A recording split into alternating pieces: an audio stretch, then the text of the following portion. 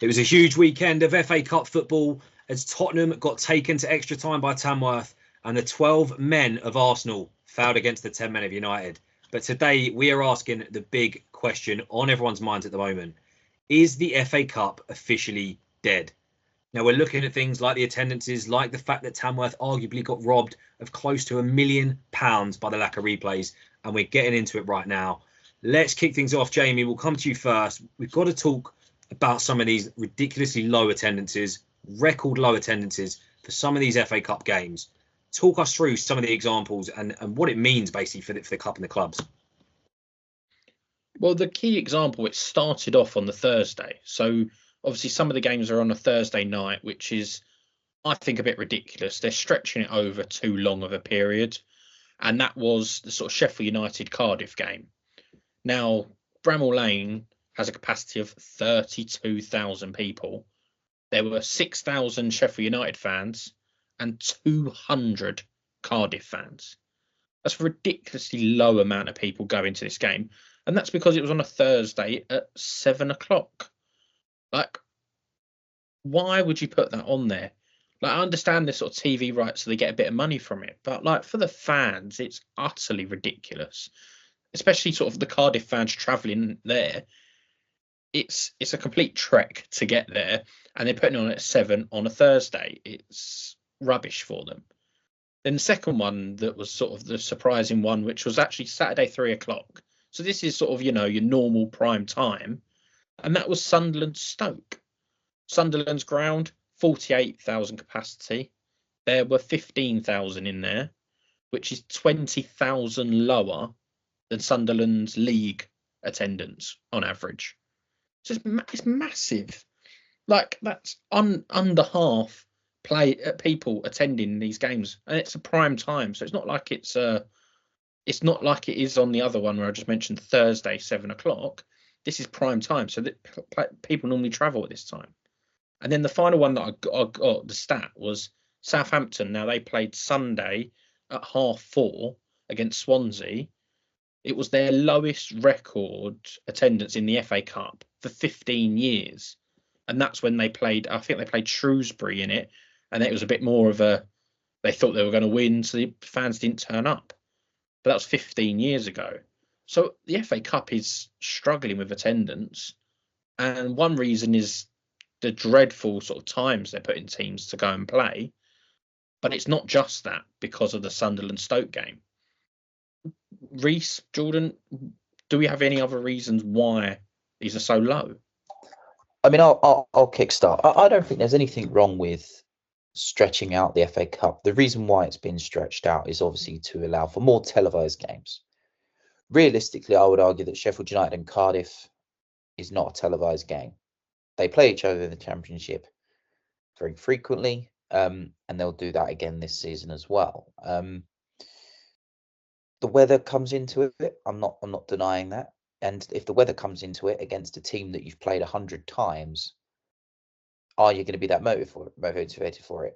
If Cardiff were a team competing up there with Sheffield United, you'd probably get more people going.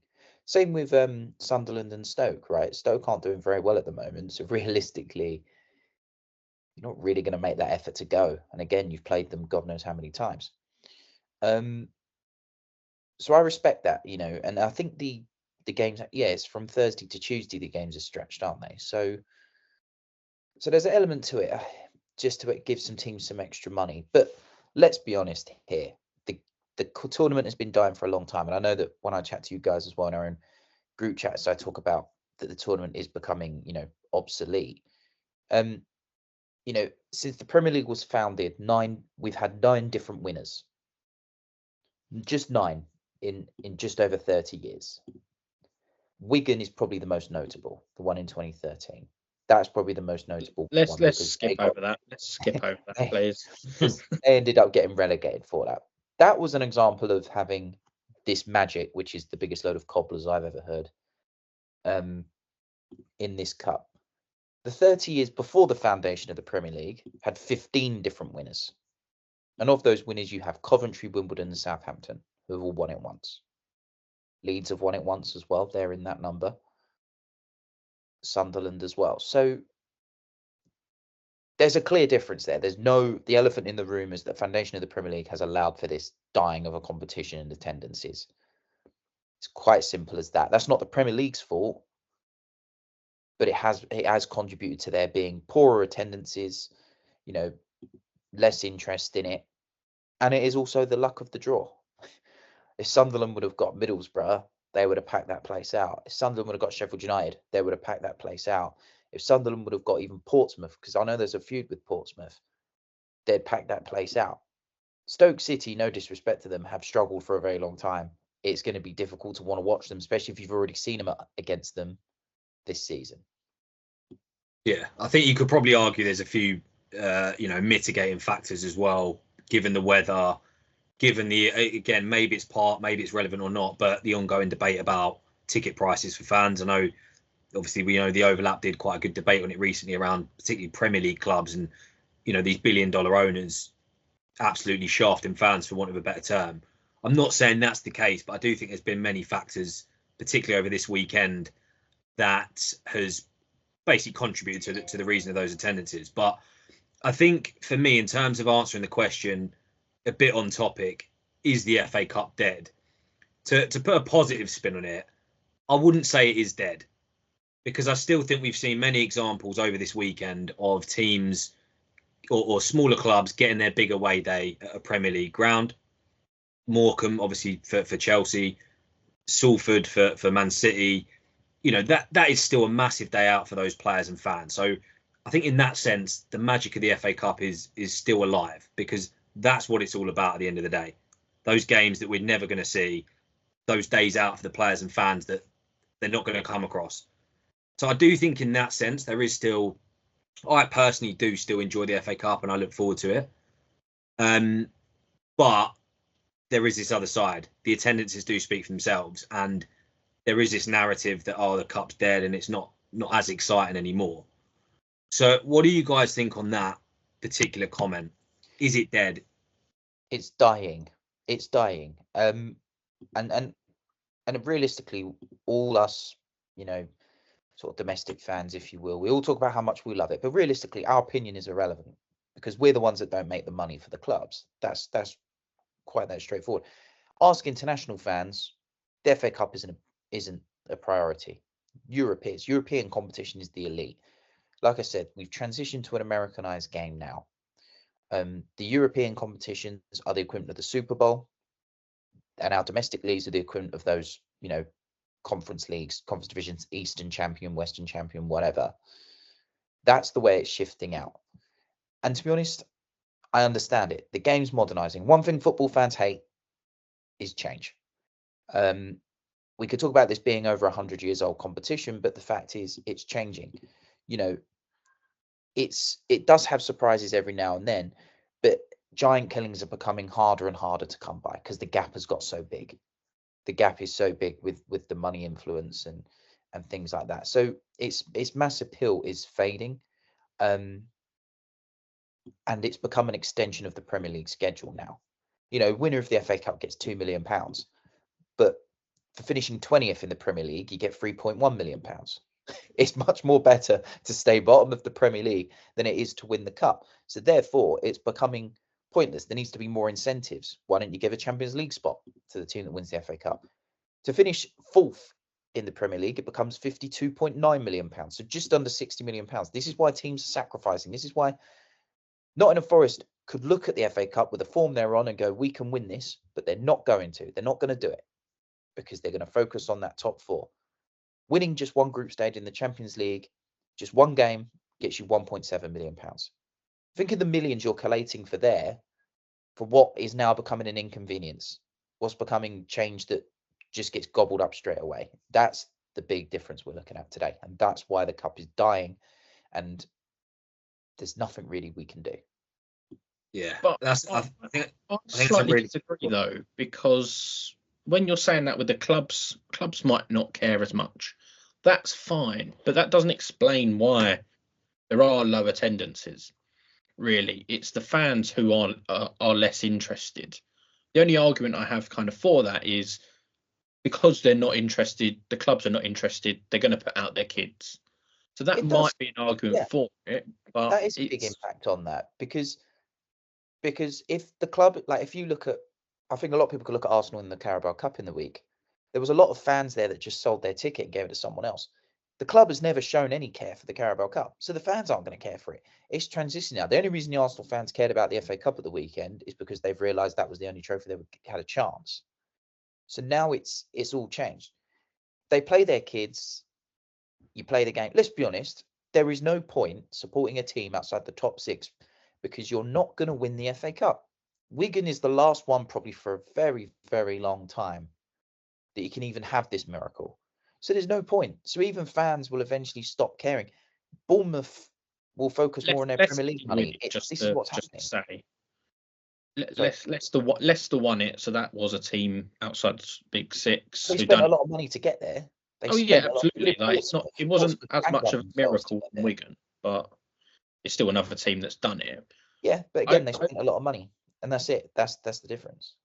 But I agree with you on the sort of the giant killings though. The magic of the FA Cup is it doesn't happen all the time. Because if it happens all the time, it's not a miracle, if that makes sense. Sort of this round was Plymouth beating Brentford. Now Brentford, we've mentioned on the podcast, was they had the best record in the Premier League at home, and they go and lose to Plymouth, who have been getting battered every week. Okay, that was under Wayne Rooney, but it's kind of that is the magic moment. Okay, City aren't being knocked out, Chelsea aren't being knocked out by Morecambe and Salford, but there still will be the upsets because the main big upsets are normally you see Newcastle getting beat by someone. It's I don't know. It's just sort of like it's not normally the top team, so that's why the top teams normally win it. Which you're right, Reece. With they've won it, they win it way too much for the competition to be a magic. They call it magic of the FA Cup.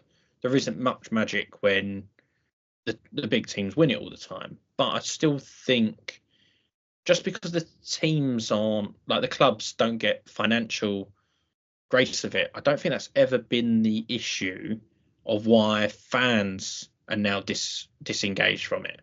And it might be just due to sort of fixtures. There's a lot of fixtures going on. Players complain about it, managers complain about it. But it's sort of like as a sort of a fan who goes to these games, it's a lot of bloody travel. And I didn't go to the Salford game because I went, you know what? It's like I need a break in a way. And that's probably what a lot of other fans have done themselves. Now, for me, it's a bit different. I live, down south and I have to travel quite far away to get to Manchester for the game. But it's for other fans might just go, you know what, this weekend, I'm just going to chill out. I'll watch it on TV. Done. Don't need to worry about it. And that's probably why the attendance is low. Because they're showing a lot on TV as well. Why do you need to bother? Yeah, the televised games are always going to have a lower attendance, but I think the 3 p.m.s across the board mostly were probably all right. I know you picked up one, but I get the points. And I know we're saying it quite negatively, but we talk about things that have never happened or things that are great. I still stand by it. Like for those Morecambe and Salford players, like that'll be one of the highlights of their career, regardless of the 5 and 8-0. And let's get into it in terms of the magic of the FA Cup. For me, I still think it is alive to some degree because we saw it yesterday. Tamworth, 5th tier against Tottenham Hotspur, Premier League giant, and the kickoff was delayed because the nets were broken. A defender had to get on a player's shoulders to fix the net. This is on live TV, prime time on a Sunday. You've got, players visibly abusing the Spurs players walking through towards the tunnel. You've got Ange being called a you-know-what about a metre away from the fans. Like, that is the magic of the FA Cup. Seeing a Premier League team at a ground like that probably can't even fit 4,000 people in. Like, so that aspect, I think, is still alive and well. And I don't think that will change. But part of the big debate that this fixture in particular has caused is the lack of replays. Now, in terms of numbers, we'll just go through it very quickly. Normally in the rounds, 3rd round losers, so Tamworth, outside of everything else, would have earned just shy of £2,000 for just being part of that round. However, the big point is around the TV money and the gate receipt. So Tamworth will still do all right because it was televised. we're looking at around 120k, 125k. But everyone's saying, in the rough numbers, are around £850,000 to £1 million is what they would have stand to gain had there been a replay. So many are saying Tamworth are robbed of almost £1 million, which for a club like Tamworth it's like winning the lottery to some degree. What do we make of the lack of replays? And ultimately, have Tamworth been absolutely robbed? To just go on the Tamworth point, obviously you said it's a huge deal for them. It is. Their revenue last season in 2024, the revenue was 1.6 million. So they're getting, around about half of it. And their wage bill was 1.1 million. So it's kind of, that pays off a whole season's worth for them. Now, they would have got more money than I think you said, Jordan, because they would have had TV, sort of, they would have had some advertising going around, because they actually had quite sort of digitalised boards, which I reckon, I don't know the Tamworth's ground, so I don't know if they were there before or if they made them to sell advertising. Yeah, they were actually put in place, they said. And I think that's a great idea, because that would have easily made money. But yes, so there's a few arguments I have with the replays for and against them. For, obviously, is the sort of Tamworth going, great, we get to go and play at the Tottenham Hotspur Stadium. It's by far the sort of, I think it's the best ground in the league. And I don't know about the world, because I'm not that knowledgeable on the stadiums, but it certainly should be up there.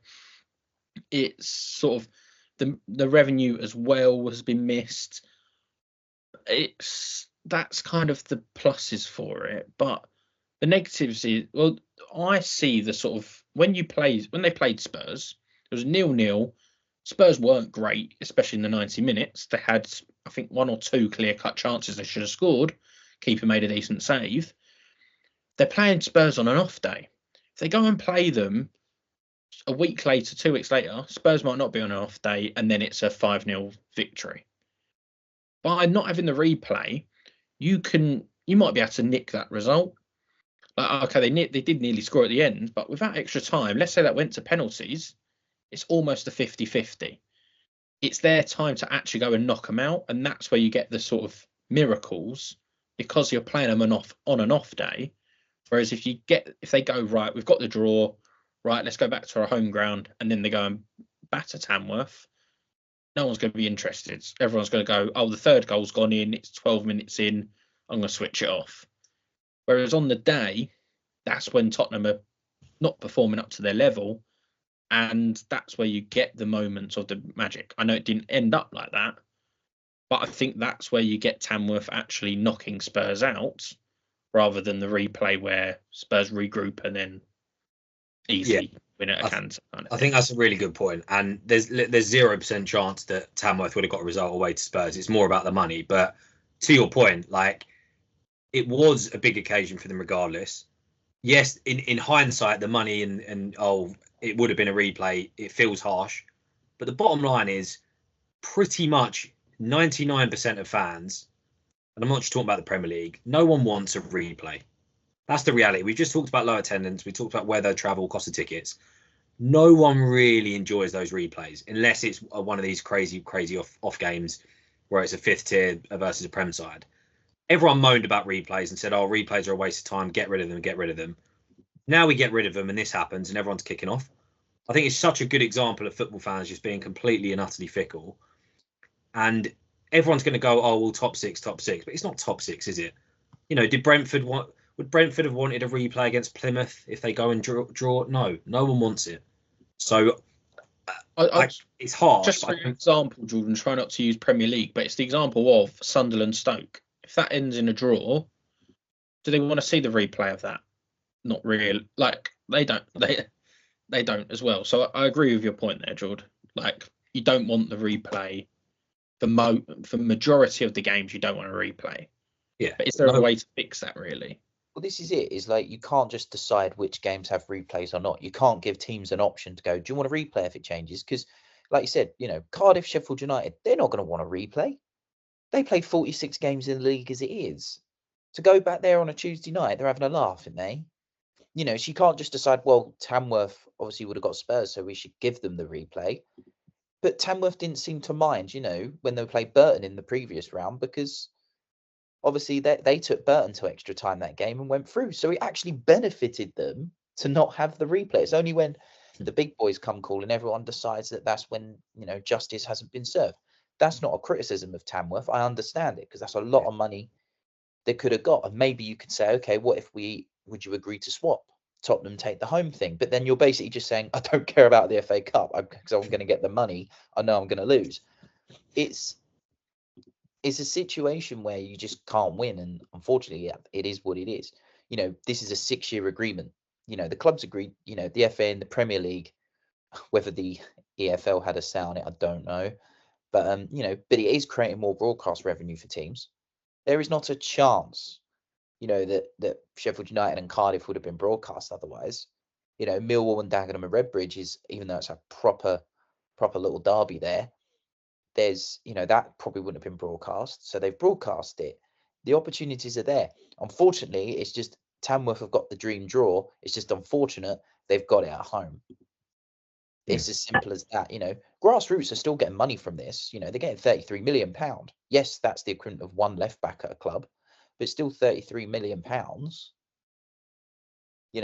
But they benefited from playing Burton by taking them to extra time. So what more do you want? Would they have wanted a replay against Burton? No, of course they wouldn't have done. So yeah, I think the solution is just to give the little club, I don't know exactly how you do it, but give the smaller clubs a bigger share or something like that. Could Spurs donate their match day TV fixture money to them instead or whatever? I know it's not that simple, but which they do. I do think they do, to be fair. Yeah, because they don't need it. The issue is if Spurs went, okay, we'll do it at home, Arsenal will go, but we're at home. What are you going to do about that? We got to sort the police for that. So it opens this whole. I don't think you can fixture swap to decide who's home and away, but exactly. What you could do, and the model that's been suggested, again, people criticise it, so you can't really win, but is the Carabao Cup model, where full time, straight to pens, no messing about, because then you get the drama.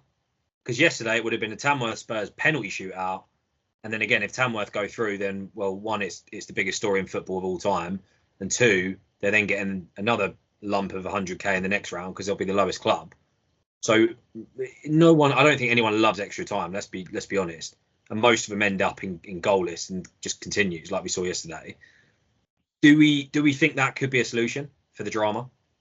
Yes, but I disagree in terms of Spurs going to penalties yesterday, because I think Spurs would have put in a bigger performance to avoid penalties. They would have worn Tamworth down a lot easier during that game. But in that concept, I think penalties does work because there's more jeopardy on it. You would see teams go, like we have to up our game here, because even though underdogs don't really win penalty shootouts, all you need to do is slip and miss. So yeah, I think that's a good option. I also like the option of potentially putting more jeopardy in the final. Could we have a Champions League place go to them instead? You'd see the top 6 teams certainly care then. Do you know what I mean? If there's jeopardy, they get Europa League, I think, or they used to anyway. But something like that, where there's actually that more on the table, teams will care, because you will still get fairy tale stories of teams going through, but you'll get more seriousness being taken. But does the final matter? Because if we look back at the finals, it's pretty much, there's been a few anomalies, as we said, but we're saying the big clubs don't take it seriously because of the prize money, or at least owners don't care, whereas fans do. Like we use the example in the Prem. Let's take West Ham, Palace, any Prem club, to be honest. Would their fans rather see him win an FA Cup or finish 2 places higher in the league? Obviously, every fan would snap your hand off. Whereas the owners are sitting there going, no, I'd rather have that, 7th place finish or 8th place finish over 11th, whatever it works out. So I think that just highlights the divide in between owners and fans. But, Manchester Derby in the final last year. So clearly the big teams kind of do care, otherwise we'd see some crazy teams going into finals. If we look back again, as I said, a few anomalies, but it is predominantly, Reece, as you said, 9 winners.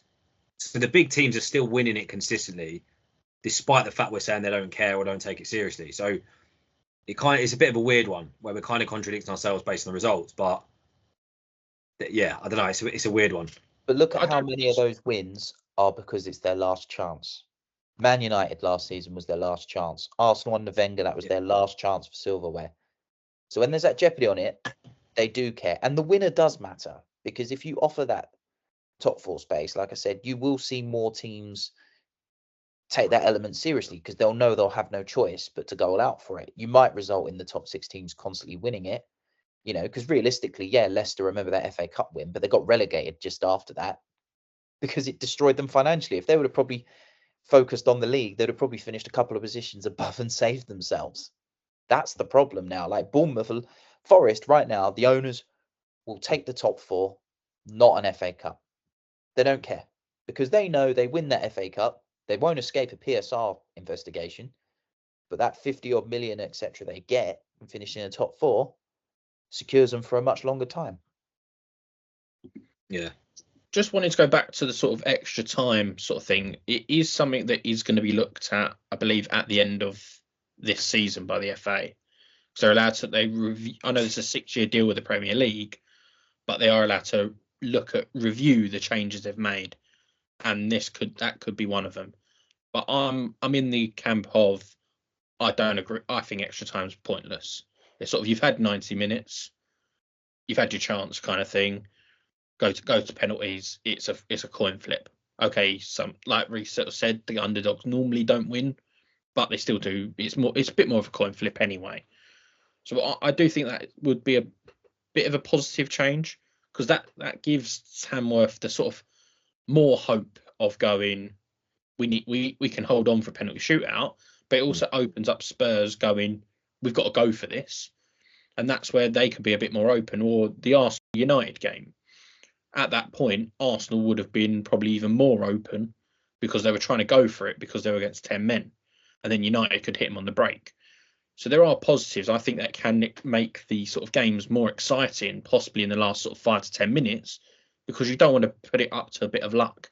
You don't want it to be, we've lost it because our player slipped when taking the penalty, or one of their opposition keepers made an absolutely worldy save. I'd rather win it in 90 minutes. I know everyone does, but with 30 minutes going on, Spurs made 3 changes, I think, 2 or 3 changes in extra time, which showed to be enough. Whereas they would have done that a bit earlier to try and push for that win and for the penalties. So I think it makes the 90 minutes a better product as such. Whereas you'll get some end-to-end games, because you're like, we've got to go for this, otherwise we could lose on pens. Yeah, I think that's a good shout, to be honest. I don't think realistically we should bring back replays just because of this one-off, Tamworth being harshly done. But yeah, you're right. That'll make the games more entertaining. No one really cares about extra time. Admittedly, yesterday it was a great game, so actually I didn't really mind watching another 30 minutes. So I guess there's a flip side argument to that. But bottom line is, it makes it more interesting and entertaining, and increases the chance of the small teams, which is kind of the point of this debate. Look, we've got a couple of minutes left, so let's get to our FA Cup winners' predictions. It is obviously very, very early, so it is extremely difficult to call. But we know Arsenal aren't going to win it. So, Reece, you are 100% neutral on this. Who do you think is going to win the FA Cup this year, and why? That is a good question, actually. I think Man City are still the favourites, aren't they? And I wouldn't be shocked if they do go on to do it, but I'm going to go with my outside bet here, and I'm going to say Man United to reclaim their FA Cup title. Okay, I'll go next, and I have no idea. It's just it's so hard to predict at this stage of the time. So I'm just going to go completely biased, I should say, not rogue, and just say Chelsea. We love the FA Cup. We seem to be in a final every few years, so up the Chelsea. Well, weirdly, sort of my 2 that I come down to is sort of, it looks biased, but City and Chelsea, because I think, well, Arsenal are out. Liverpool are going to be focusing more on the title and probably won't want the extra games, and they'll be more bothered about Champions League football rather than the FA Cup. United, I know they've beaten us. They beat Arsenal on penalties. Had a good game against Liverpool. I still don't think they're a great side. So I know they won it last year and they still weren't amazing then, but I'm still not going to put them in contention. And it puts it down to really, I think, and I don't think Spurs will win it. I think Spurs have got their cup run this season, and that is the Carabao Cup. So it depends how they do in that. So I think it's down to City and Chelsea. Now, City, I've seen, I can't remember the exact stat, but it's something like under Pep's sort of tenure at City, he's got something like 7 out of 8 semi-finals, which is a ridiculous stat kind of thing. So it shows we take it seriously, and considering we're not going to be in the league, we shouldn't be in the league sort of title race, we'll focus more on the cup. So that's where I'm more edging towards City, because Chelsea have also got the Conference League, and that's just more and more games for them. We've got the Champions League, and we're not going to get in the top 8. So I am going to go with City. I know it seems biased, but it's more because we don't have the Premier League to contend with. So we can actually go, it's sort of fine. We'll go FA Cup more seriously. So yeah, so I know it's kind of, we're ending on 2 bias occasions, but there we have it. All right, there we go. That wraps us up for another episode. As always, let us know your thoughts below. Is the FA Cup dead, or is it still alive? And of course, send your FA Cup winner predictions below as well. But as always, like, comment, and subscribe. You know the drill.